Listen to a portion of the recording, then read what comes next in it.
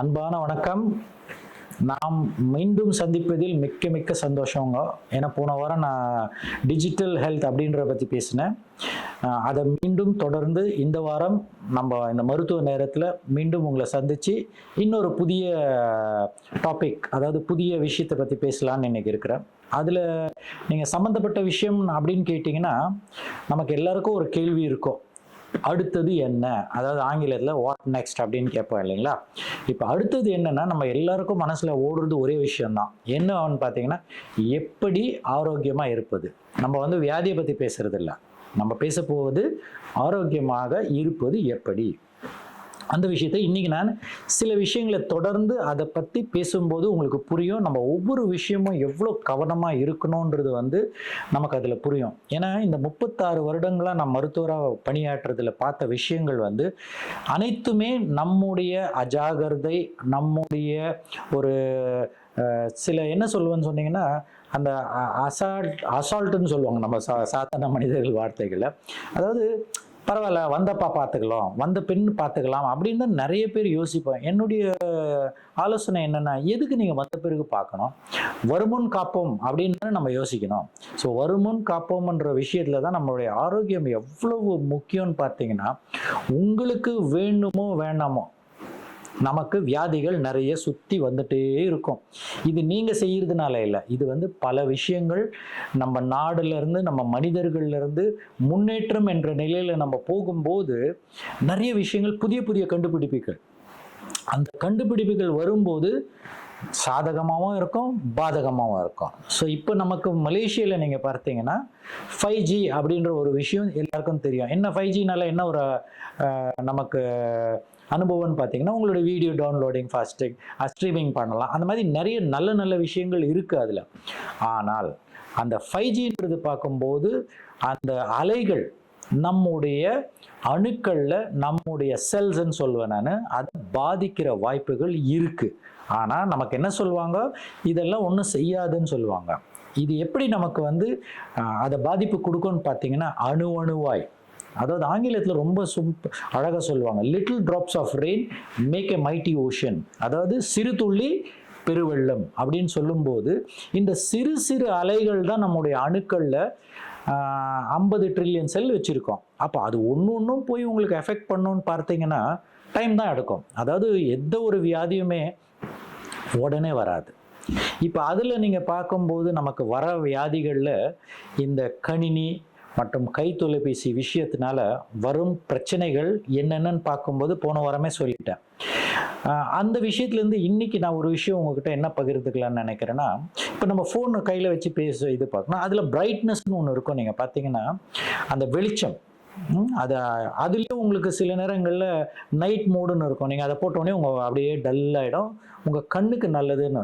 அதுலேயும் இப்போ புதுசாக நீங்கள் பார்த்தீங்கன்னா எல்லா கை தொலைபேசிலையும் ப்ளூ லைட் ப்ரொடெக்ஷன் அப்படின்னு சொல்லிட்டு ஒன்று இருக்குது. இப்போ இந்த ப்ளூ லைட் ப்ரொடெக்ஷன் அப்படின்னு என்னன்னு பார்த்தீங்கன்னா, அந்த ப்ளூ ரேஸ் நம்முடைய கண்களில் படும்போது நம்முடைய பார்வைக்கு, அதாவது ரெட்டினா மேலே போய் அது டச் பண்ணும்போது அது நம்மளுடைய பிரைட்னஸ், அதாவது வெளிச்சம் அதிகமாக இருக்கும்போது அங்கே சில நம்மளுடைய அணுக்களை பாதிக்கிற வாய்ப்பு இருக்கும். ஸோ போக போக என்ன நடக்கும்னு பார்த்தீங்கன்னா, உங்களுடைய கண் பார்வை பாதிப்பு வர்றதுக்கான வாய்ப்புகள் வெரி ஹை. அதனால தான் என்ன பண்ணாங்கன்னு சொன்னீங்கன்னா, இதை பற்றி சில விஷயங்களை நான் நம்ம சில நபர்கள் நம்ம கூட இங்கே உட்காந்துட்டு இருக்காங்க, அவங்க என்ன கேட்குறாங்கன்றத பார்க்கலாமே. ஐயா சொல்லுங்க. Okay, hi doctor. இப்போ அந்த ஃபோன் நம்ம சொன்னீங்க தெரியுமா, அந்த blue watts it, blue light. ஐயா கரெக்ட், அந்த ப்ளூ லைட். ஓகே, அந்த ப்ளூ லைட்ன்ற விஷயம் ஒரு நல்ல விஷயமா நீங்கள் யோசிக்கிறீங்களா? விச் இஸ் அது நம்மளோட பாதிப்புலேருந்து தடுக்கிற மாதிரி. ஏன்னா நம்ம பார்த்தோம்னா ஃபோனோட சாதாரண ஒரு பிரைட்னஸ் வேறு, அது தட்டினதுக்கப்புறம் ஒரு மாதிரி மங்கின மாதிரி இருக்குன்னு நீங்களும் சொன்னீங்க. அது உண்மையிலே இருக்குது, நானும் என் ஃபோனில் தான் அப்படி தான் வச்சுருக்கேன். ஆமாம், இது ரெண்டுத்துக்கும் பெரிய டிஃப்ரென்ஸ் இருக்கா, இல்லை it's a good thing or bad thing doctor? Okay, இதில் நீங்கள் ப்ளூ லைட்டை நம்ம தவிர்க்கணும். அது ரொம்ப முக்கியம். இப்போ இதுக்கு இன்னும் ஒரு சிம்பிள், நம்ம ஃபோனுன்னு சொல்கிறோம் இல்லைங்களா, அது பரவாயில்ல. இப்போ நீங்கள் வீட்டில் டியூப்லைட் போடுவீங்க. இப்போ எல்இடி டியூப்லைட்ஸ் பயங்கரமாக வித்துட்டு இருக்காங்க. அதுவும் விலை நீங்கள் பார்த்தீங்கன்னா, மலிவான டியூப்லைட் நீங்கள் வாங்கினீங்கன்னா அதில் ப்ளூ லைட் அதிகமாக இருக்கும். ஆனால் பார்க்குறதுக்கு ரொம்ப ரொம்ப பிரைட்டாக இருக்கும் உங்களுக்கு.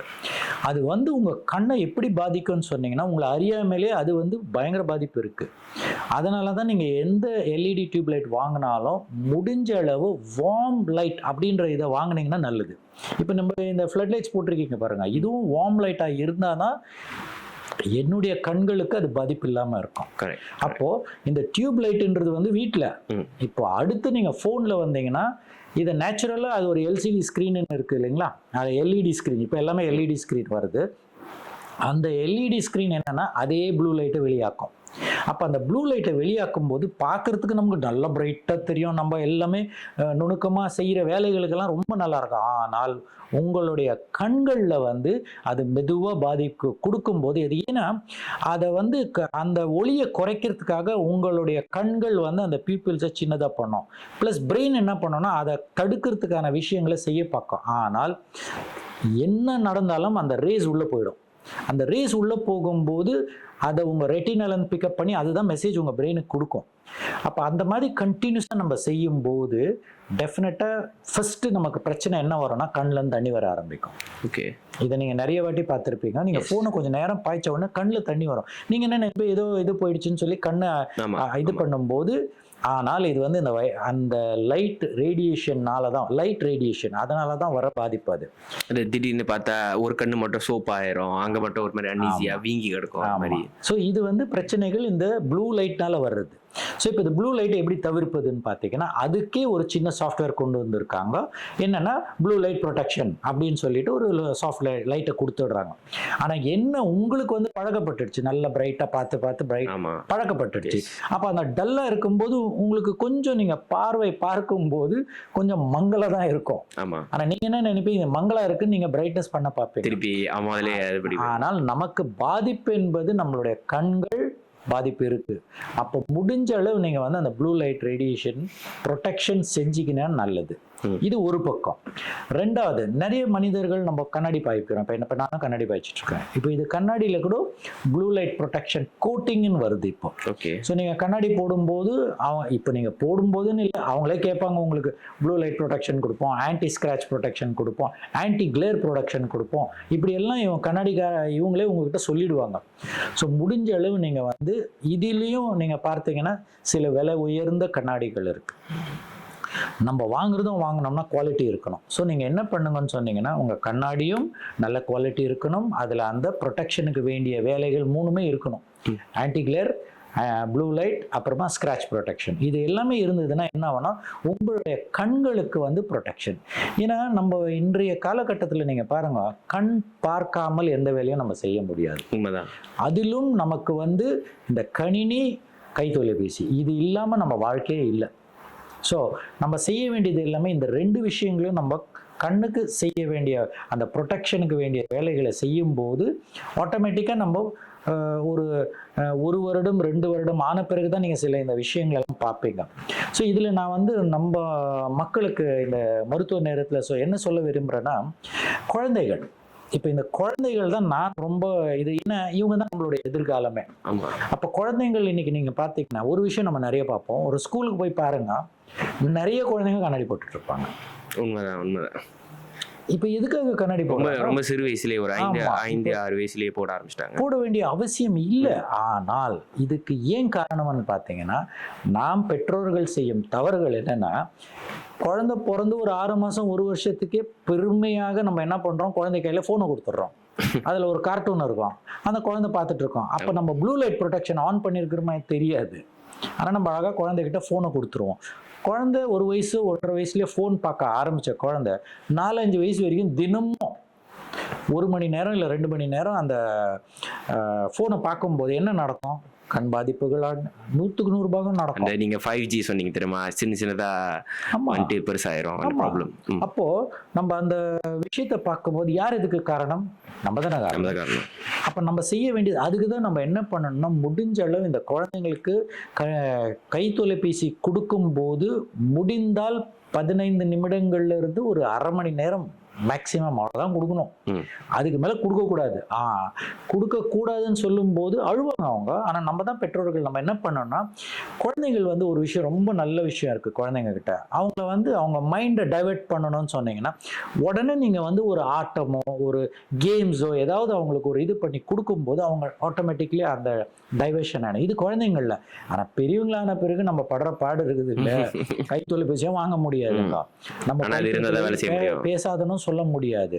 ஆனா குழந்தைங்களுக்கு அந்த வந்து ஓகே உனக்கு வந்து இத்தனை மணி நேரத்துல இத்தனை மணி நேரம் தான் ஃபோன் கொடுப்பேன் அப்படின்னு நீங்க சொல்லி ஒரு ஒரு டிசிப்ளினை கொண்டு வந்துட்டீங்கன்னா, அந்த குழந்தைங்களும் என்ன பண்ணுவாங்கன்னா, ஓகே எனக்கு அந்த டைம்ல தான் ஃபோன் கிடைக்கும், மற்ற நேரத்தில் கிடைக்காதுன்றது மைண்ட்ல செட் ஆயிடும். அடுத்து இன்னொரு ரொம்ப நான் சின்ன குழந்தையா இருக்கும்போது எங்கள் பெற்றோர்கள் சொல்லுவாங்க, work while you work, play while you play அப்படின்னு சொல்லுவாங்க. ஏன்னா இதுதான் நம்ம ஆரோக்கியத்துக்கு ரொம்ப முக்கியம். அதாவது நம்ம படிக்கும் நேரத்தில் படிக்கணும், ஆடுற நேரத்தில் ஆடணும், பாடுற நேரத்தில் பாடணும். அந்த மாதிரி ஒவ்வொன்றுக்கும் நம்ம சில நேரங்களை ஒதுக்கி வச்சுட்டோம்னு சொன்னீங்கன்னா, அதை சின்ன வயசுலேருந்து டிசிப்ளின் பண்ணிட்டா என்ன நடக்கும், அந்த குழந்தைங்களும் வந்து அதை கரெக்டாக ஃபாலோ பண்ணுவாங்க. ஆனால் இன்னைக்கு பெற்றோர்கள் நம்ம பார்த்தீங்கன்னா 2 பேரும் வேலை செய்வாங்க. வீட்டில் பார்த்தீங்கன்னா மேட் சர்வெண்ட் தான் குழந்தைய பார்த்துக்குவாங்க.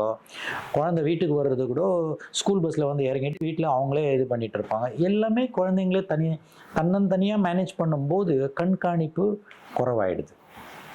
அதனால் பெற்றோர்களாக நம்ம ரொம்ப முக்கியமாக இந்த கணினி உலகத்தில், டிஜிட்டல் வேர்ல்டு அப்படின்னு சொல்கிற உலகத்தில் ரொம்ப ரொம்ப கேர்ஃபுல்லாக நீங்கள் பாருங்கள், எதுக்காக நம்ம 2 பேரும் போய் வேலை செய்கிறோம்? நம்ம வேலை செய்கிறது சம்பாதிக்கிறதுக்கு. சரி, சம்பாதிச்ச பிறகு யாருக்காக? நமக்காக மற்றும் நம்மளுடைய குழந்தைகளுக்காக தான். அவங்களோட ஃபியூச்சர் நல்லா இருக்கணுன்ற ஒரு நல்ல எண்ணத்தில் நம்ம எல்லாருமே செய்கிறோம். ஆனால் இதோடைய பாதிப்புகளும் கூடவே வருது பாருங்க. அப்போது நம்ம அந்த பாதிப்புகள் வராமல் பார்த்துக்கணும்னு சொன்னீங்கன்னா, சில விஷயங்களை கடைப்பிடிச்சு தான் ஆகணும். கடைப்பிடிக்கணும்னு சொன்னீங்கன்னா, there is no bypass, there is no shortcut. அப்போ நம்ம ஃபாலோ பண்ணி தான் ஆகணும். அதுக்கு நம்பர் 1 பெற்றோர்களை நாம் ஃபாலோ பண்ண விஷயங்கள் இருக்குது. அப்போ நம்ம கணினியாக இருக்கலாம், ஃபோனாக இருக்கலாம், எல்லாமே நமக்கு வந்து ரெஸ்ட்ரிக்டடாக தான் நம்ம பாய்க்கணும். நம்மளும் இப்போ நம்ம ஒரு எக்ஸாம்பிளாக இருக்கணும்னு சொன்னீங்கன்னா, நம்ம குழந்தைக்கு நம்ம எக்ஸாம்பிளாக காமிக்கணும் இல்லை? இப்போ நம்மளும் வந்து ஃபோன்லேயே இது பண்ணிட்டு இருந்தால் என்ன நடக்கும்? குழந்தை பார்க்கும், நம்ம அப்பா அம்மா ஃபோனு தான் பாய்ச்சிட்டு இருக்காங்க, நான் என்ன பண்ண போகிறேன், நானும் அதுதான். அப்போது அவங்களுக்கும் இதில் பெரிய தவறு நடக்கிறது, ஃபோன் ஒன்று வாங்கி கொடுத்துட்றோம் குழந்தைங்களுக்கு. அதுலயும் ஐபேடு, ஃபோன் இல்லை ஐபேடை வாங்கி கொடுத்துட்டு குழந்தைங்களுக்கு வேற இன்டர்நெட் ஃபெசிலிட்டி கொடுத்துட்றோம். இதெல்லாமே வந்து தவிர்க்கணும் நம்ம. இப்போ குழந்தைக்கு இன்டர்நெட் என்ன எதுக்காக வேணும் நீங்க சொல்லுங்க பார்க்கலாம். எதுக்காக வேணும் குழந்தைக்கு இன்டர்நெட்? இல்லையே, தேவையே இல்லையே. நம்ம டைம்லாம் இல்லையே அது. இல்லை, நம்ம டைம்ல இல்லைன்னு விடுங்க. என்னுடைய கேள்வி, குழந்தை ஸ்கூலுக்கு போகணும், ஸ்கூல்ல பாடங்கள் இருக்கு, பாடங்களை படிக்கணும், வீட்டுக்கு வந்த பிறகு ஹோம்ஒர்க் செய்யணும், அதுக்கு வேண்டிய வேலைகளை படிக்கணும். மறுபடியும் அதுக்கு அந்த இன்டர்நெட் தேவை, உனக்கு எதுக்கு இது தேவைப்படும்? தேவைப்படாது. ஆனா இன்னைக்கு சில ஸ்கூல்கள்ல மேபி ஆன்லைன்ல இமெயில் அனுப்புவாங்க, ஆன்லைன்ல ஹோம்ஒர்க் கொடுப்பாங்க, இருக்கலாம். அப்ப நான் என்ன சொல்ல வரேன்னா, அதெல்லாம் தவிர்க்க முடியாத விஷயங்களா இருந்தா நீங்க தவிர்க்க வேண்டாம், நீங்க பாய்க்கலாம். ஆனா அதுக்கும் சில டிசிப்ளினை நீங்கள் தான் கொண்டு வரணும் உங்கள் குழந்தைங்களுக்கு. நாளைக்கு ஒரு பாதிப்பு வந்த பிறகு, சரி இப்போ கண்ணாடி போடுறோம் பரவாயில்ல, கண்ணாடி வந்து முதல் போடும் பவர் பார்த்தீங்கன்னா 0.75 1 இருக்கும், அப்புறமா 1.5 அப்புறமா 2 ஆகும், அப்புறமா 3 ஆகும், 4 ஆகும். பூத கண்ணாடி மாதிரி ஆகிடும். இப்போ குழந்தைக்கு பூத கண்ணாடி மாதிரி கண்ணாடி போடும்போது ஒரு 15 வயசுக்கெல்லாம் பூத கண்ணாடி மாதிரி போட்டாங்கன்னா அந்த குழந்தைங்க எப்படி படிப்பாங்க? அந்த கண்ணாடியெல்லாம் படிக்க முடியாது அவங்களால. அடுத்து போக போக என்ன ஆகும்னா, நிறைய விஷயங்கள் இந்த கண் பாதிப்புனால வர வாய்ப்புகள் அதிகமாக இருக்கிறது. ஸோ இதனால் நான் என்ன உங்களுக்கு எல்லாருக்கும் வேண்டுகோள் கேட்டுக்கிறேன்னு பார்த்தீங்கன்னா, நம்பர் 1 கணினி உலகம் என்பது தவிர்க்க முடியாத மாற்றங்கள், பிரச்சனை இல்லை. நம்பர் 2 கணினி மற்றும் ஃபோன் நம்ம பாய்ச்சி தான் ஆகணும், அதுவும் தவிர்க்க முடியாது, பிரச்சனை இல்லை. ஆனால் நீங்க தான் டிசைட் பண்ணணும் எவ்வளோ நேரத்துக்கு என்ன பாய்க்கணும். நம்பர் 1. நம்பர் 2, நம்ம குழந்தைங்களுக்கு எப்போ ஃபோனை கொடுக்கணும், எப்போ கொடுக்கக்கூடாதுன்றது நீங்கள் தான் டிசைட் பண்ணணும். அடுத்து எதுக்காக இந்த ஃபோனை பாய்க்கணும், எதுக்காக நம்மளுடைய கணினி பாய்க்கணுன்றது நீங்கள் பெற்றோர்களாக நீங்கள் தான் டிசைட் பண்ணணும். மருத்துவர் என்ற நிலையில் நீங்கள் எங்ககிட்ட வந்தால் நாங்கள் என்ன பண்ணுவோம், கண்ணை டெஸ்ட் பண்ணுவோம், பூத கண்ணாடி கொடுப்போம், அதுக்கப்புறமா கண்ணில் ட்ராப்ஸ் கொடுப்போம், அடுத்து என்ன வரும், ஆயின்மெண்ட் கொடுப்போம். இதுதான் நடக்கும். எங்களால் வந்து வேற இன்னும் செய்ய முடியாது. ஆனால் ஒன்ஸ் பார்வை குறைஞ்ச பிறகு நீங்கள் என்ன செய்ய போறீங்க? ஒன்றுமே செய்ய முடியாது. ஸோ அதனால் நீங்கள் இந்த கணினி உலகத்தில் நம்ம ரொம்ப நுணுக்கமாக பார்க்க வேண்டிய விஷயங்கள் இருக்குது. இதை நம்ம என்ன பண்ணலான்னா, நான் மீண்டும் மீண்டும் எவ்ரி வீக் நான் உங்க கூட வந்து கணினி மேரை பற்றி அதாவது இதை பற்றி பேச போகிறோம். விதவிதமான வியாதிகளை பற்றி நான் உங்களுக்கு வந்து நிறைய துணுக்குகள் கொடுக்க போகிறேன். ஸோ மீண்டும் ஏதாவது கேள்விகள் இருக்குங்களா? Okay doctor. எனக்கு வந்து இப்போ என்னன்னா, இப்போ வந்து ஃபோன் பாய்க்கிறாங்க, கண்ணு வந்து டேமேஜ் ஆகுது. ஓகே, அதில் வந்து நம்மளுக்கு புரிஞ்ச ஒரு கான்செப்ட். அது வந்து நம்ம கொஞ்சமாச்சும் சரி பண்ணுறதுக்கு ஃபார் அன் எக்ஸாம்பிள் நான் கேட்குறேன். இப்போ ஒரு புண்ணு காயப்பட்டோம்னா அதுக்கு நம்ம ஆயில்மெண்ட் போடுறோம், அந்த மாதிரி அதுக்கு ரெஸ்ட் கொடுக்குறோம். இப்போ போன் உடஞ்சிருச்சுன்னா அதுக்கு ரெஸ்ட் கொடுக்குறோம். ஒரு ஃபியூ மந்த்ஸ் கழிச்சு அந்த போன் ஃபிக்ஸ் ஆகிடுது. அந்த மாதிரி இஸ் தட் எனி பாசிபிலிட்டி கண்ணு வந்து ஒரு சர்டன் நார்மல் பேக் டு ஆகுறதுக்கு லைக் கண்ணாடி போடாமல், ஏன்னா வந்து சில பேர் இப்போ கண்ணாடி போடாமல் ஸ்டைலாக இருக்கும்னு சொல்லிட்டு லேன்ஸ் போடுறாங்க. ஸோ அந்த மாதிரி வந்து லேன்ஸ் கூட போடாமல் நம்மளே நம்ம கண்ணை ஃபிக்ஸ் பண்ணிக்கிறதுக்கான வாய்ப்புகள் இருக்கா இல்லை எப்படி டாக்டர்? ஏன்னா வந்து நான் கண்ணாடி போட ஆரம்பிச்சப்போ எனக்கு சொல்லப்பட்ட ஒரு மித்துன்னு நான் நம்புறேன். அது தெரியல சரியா. கேரட் சாப்பிட்டா கண்ணு வந்து இதாயிரும். இப்போ நீங்கள் கேட்குற கேள்வி என் மனசில் அதுதான் பட்டுது. ஓகே, இது வந்து ஒரு அற்புதமான விஷயம், நல்ல கேள்வின்னு சொல்லலாம். இன்னொரு பக்கம் நீங்கள் பார்த்தீங்கன்னா, நம்முடைய உடம்புக்கு வேண்டிய சத்து உணவுகள்னு சொல்லுவோம் இல்லைங்களா, அதில் கண் பார்வைக்கு வேண்டிய ஒரு இம்பார்ட்டன்ட் வஸ்து அப்படின்னு சொன்னீங்கன்னா வைட்டமின் ஏ. நேற்று கூட என்கிட்ட ஒருத்தர் வந்திருந்தாருங்க. அவருக்கும் கண் பார்வை கொஞ்சம், அதாவது அது கார்னியால ப்ராப்ளம். அதாவது அவருக்கு சில இதுங்கள்லாம் தெரிய மாட்டேங்குது மங்களை. அவர் வந்து ரொம்ப திக்கான கிளாஸ் அந்த இதை போட்டால் தான் கண்ணு நல்லா கிளியராக தெரியும் அவருக்கு. ஸோ இப்போ அவருக்கு என்ன, நான் என்னுடைய டெஸ்டிங்கில் நான் பார்த்தேன்னா வைட்டமின் ஏ டெஃபிஷியன்சி இருக்குது. அப்போது நம்ம குழந்தைங்களுக்காக செய்ய வேண்டிய வேலைகள் நீங்கள் பார்த்தீங்கன்னா, அப்பா அம்மாவை நீங்கள் என்ன செய்யணும்னு சொன்னீங்கன்னா, அட்லீஸ்ட் கேரட் ஜூஸ் கொடுக்கலாமே. அதிலும் கேரட் ஜூஸ் நீங்கள் என்ன பண்ணணும்னா, ஒன்று நீங்கள் டைரெக்டாக கேரட் சாப்பிட்லாம், அது ஒரு பக்கம். ரெண்டாவது வந்து இந்த கேரட்டை நல்லா கழுவணும், ரொம்ப இம்பார்ட்டன்ட். ஏன்னா நீங்கள் சாதாரணமாக நீங்கள் பசார் மல்லமோ எங்கேயோ நீங்கள் ஒரு கேரட் வாங்குறீங்கன்னு சொன்னீங்கன்னா, அதில் அந்த நச்சுத்தன்மைகள், அதாவது பெஸ்டிசைடுன்னு சொல்லுவோம் நாங்கள், அது ஸ்ப்ரே பண்ணியிருப்பாங்க. அப்போ அதை எப்படி நீங்கள் வெளியாக்க போறீங்க? அதை முதல் வெளியாக்கின பிறகுதான் உங்களோட கேரட்ல இருக்கிற நல்ல வைட்டமின்ஸ் எல்லாம் உள்ள போகும். ஓகே டாக்டர், அந்த ஸ்ப்ரே நீங்க சொல்ற வருது வந்து அந்த பழம் கெட்டு போகாம இருக்கிறதுக்கான காய்கறிகள் பூச்சி வராம இருக்கிறதுக்கும் அதை நம்ம கழுவிதான் ஆகணும். ஓகே, இது கழுவுறதுக்கு ரொம்ப எளிமையான முறை நான் சொல்லி கொடுத்துட்றேன் உங்களுக்கு. 1/2 லிட்டர் தண்ணி எடுத்துக்கோங்க, அதாவது 500 ml வாட்டர் ஒரு பேசின்ல எடுத்துக்கோங்க. நம்பர் 1. நம்பர் 2, ஒரு எலுமிச்சப்பழம் இருக்குது இல்லைங்களா, எலுமிச்சப்பழம் வெட்டிட்டு நீங்கள் என்ன பண்ணுங்கன்னா அந்த தண்ணியில் போட்டுடலாம். 3வது வந்து நீங்கள் ஆப்பிள் சீடர் வினிகர் அப்படின்னு ஒன்று கிடைக்கும் உங்களுக்கு. அந்த ஆப்பிள் சீடர் வினிகரை நீங்கள் என்ன பண்ணணும்னா 15 ml வந்து இந்த தண்ணியில் போட்டுட்டு ஒரு 1/2 டீஸ்பூன் உங்களுடைய பேக்கிங் சோடான்னு இருக்குது பாருங்கள், வீட்டில் பாய்க்கிற baking soda 1/2 teaspoon to 1 teaspoon அந்த தண்ணியில் போட்டுட்டு நீங்கள் என்ன பண்ணணும்னா உங்களோட வெஜிடபிள்ஸ் எல்லாம் அது உள்ள போட்டுட்டு ஒரு மினிமம் 15 நிமிடத்துலேருந்து 30 நிமிடம் வரைக்கும் நீங்கள் அதில் விட்டுட்டு அதுக்கப்புறமா அதுலேருந்து வெளியே எடுத்துட்டு நல்ல நார்மல் தண்ணியில் கழுவிட்டீங்கன்னா உங்கள் இது வந்து அந்த பெஸ்டிசைடெல்லாம் வெளியேறணும். இது ஒரு முறை.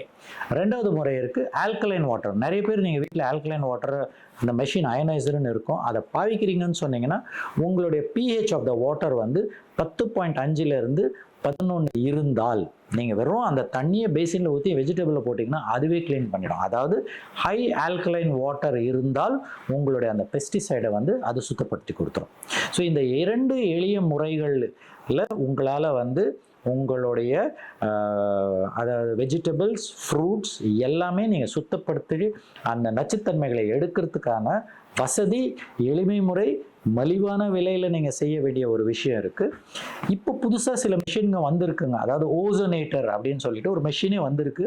அந்த ஓசோன் கிரியேட் பண்ணும்போது உங்கள் வெஜிடபிள்ஸ் எல்லாம் அதில் போட்டிங்கன்னா அதுவே க்ளீன் பண்ணி கொடுத்துரும். ஓசோனேட்டர் இது 3ஆம் முறையில் நீங்கள் க்ளீன் பண்ணலாங்க. ஸோ ஒன்ஸ் க்ளீன் பண்ண பிறகு அடுத்து உங்களோட கேரட் 2 கேரட் எவ்ரி டே நீங்கள் வந்து உங்கள் குழந்தைக்கு ஒன்று ஜூஸ் முறையில் செஞ்சு கொடுக்கலாம்.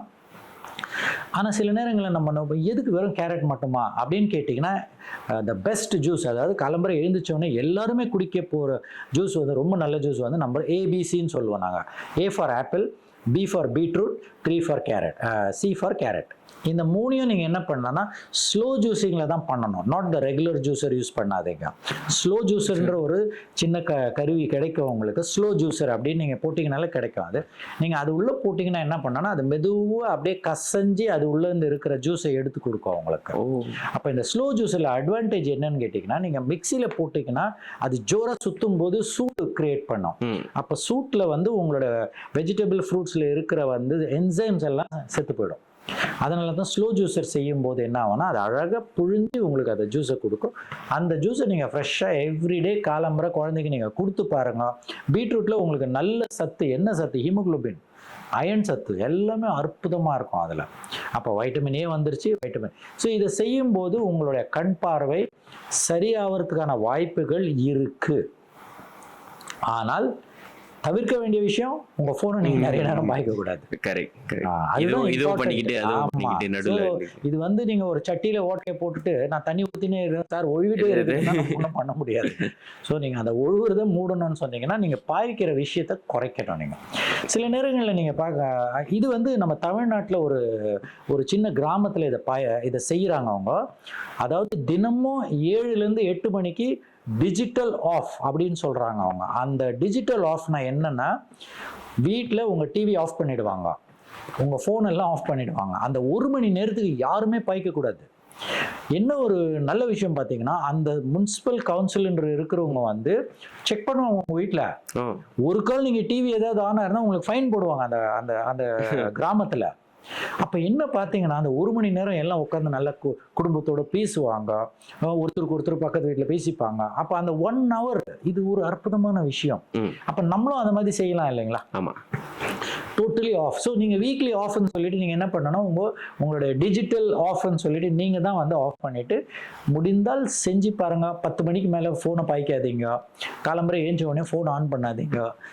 தியானம், எக்ஸசைஸ், இந்த மாதிரி சில நல்ல நல்ல விஷயங்கள் இருக்குது நம்ம பார்க்க. நான் அடுத்தடுத்து உங்ககிட்ட சொல்லும்போது நான் அந்த விஷயங்கள் எல்லாம் உங்ககிட்ட பகிர்ந்துக்கிறேன். ஸோ மீண்டும் உங்களை நான் சந்திக்கும் வரை நான் உங்கள் டாக்டர் பிரபு மருத்துவர். மீண்டும் மருத்துவ நேரத்தில் நான் சந்திக்க போகிறேன். நன்றி, வணக்கம்.